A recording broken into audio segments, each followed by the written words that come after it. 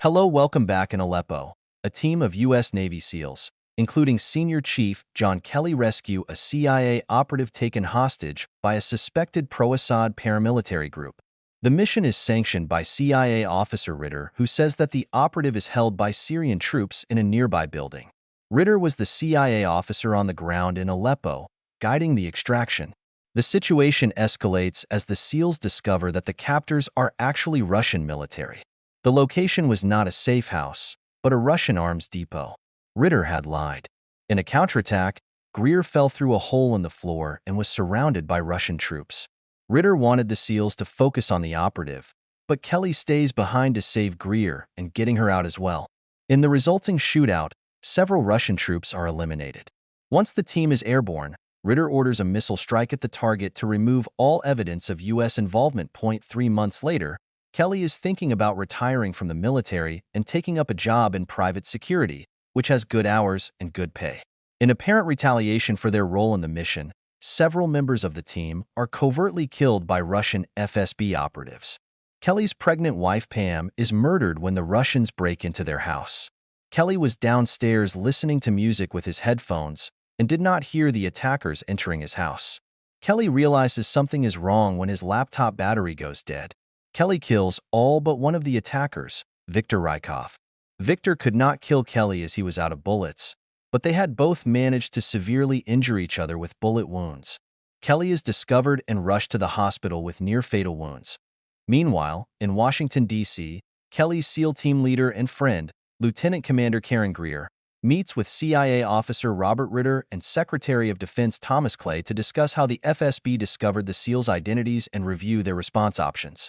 Ritter wanted to pass off the attacks as possible drug or mafia retaliations, but Greer is persistent that her team was not dirty. Turns out the killings were payback for killing the son of the FSB chief in Aleppo. Kelly regains consciousness and tells Greer that the attackers were professionals.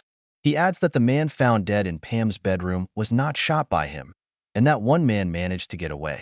He begs Greer for a name, but she refuses to say anything. Kelly undergoes intense physical therapy and rehabilitation. Leaked news of Russia's unprecedented attack on American soil has caused the already strained relationship between the two nations to sour further, possibly causing a new Cold War. The CIA director Sarah Dillard refuses to conduct an investigation into the murders and considers the matter closed, motivating Greer to pass confidential information to Kelly. Greer had the identities of 3 men found dead in Kelly's house, but not the one who got away. She says that the 3 men were cleared by Russian embassy official Vasiliev. Healed from his injuries, Kelly tracks down the Russian diplomat Andrei Vasiliev, who issued the passports to the FSB operatives, and forces him to give up the name of the surviving assassin before killing him in public. Ritter tells Clay that the CIA did not leak the story to the media or to Kelly. They suspect Greer, but Clay says that Kelly has managed to do something that the CIA cannot. Sent to prison for murder, Kelly tells Greer that it is no coincidence that the prison hosts Russian mob members. Kelly bargains his way out by revealing the escaped operative is Viktor Rykov, Brett Gelman, an ex-Spetsnaz officer who is hiding in Murmansk, Russia. Viktor was a double agent who also carried out missions for the CIA and Ritter.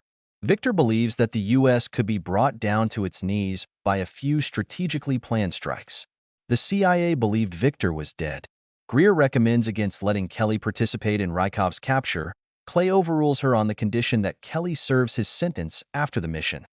Kelly flies to Murmansk with Greer and a CIA Black Ops team, planning to halo jump into Russia. Attacked by a Russian fighter, their plane crashes into the Barents Sea. Kelly dives into the wreckage to recover essential equipment, including a Zodiac boat. The team arrives in Murmansk and finds Ritter, who Kelly suspects is to blame for the intelligence leaks. Ritter was the one who stopped the investigation into Pam's death and had said that Rykov was dead. He was also the only member of the mission who was not on the plane with the rest of the team, and was supposed to meet them in Murmansk. Ritter swears he is not responsible for leaking information about the mission to the Russians and leads the team to Rykov. Kelly goes off mission to confront Rykov, who he finds wearing a suicide vest and claiming that he is a deep cover CIA asset. Rykov detonates the vest, killing himself as the team becomes pinned down by sniper fire. As police arrive, The team realizes that the mission was a setup to have American soldiers killed on Russian soil to start a war.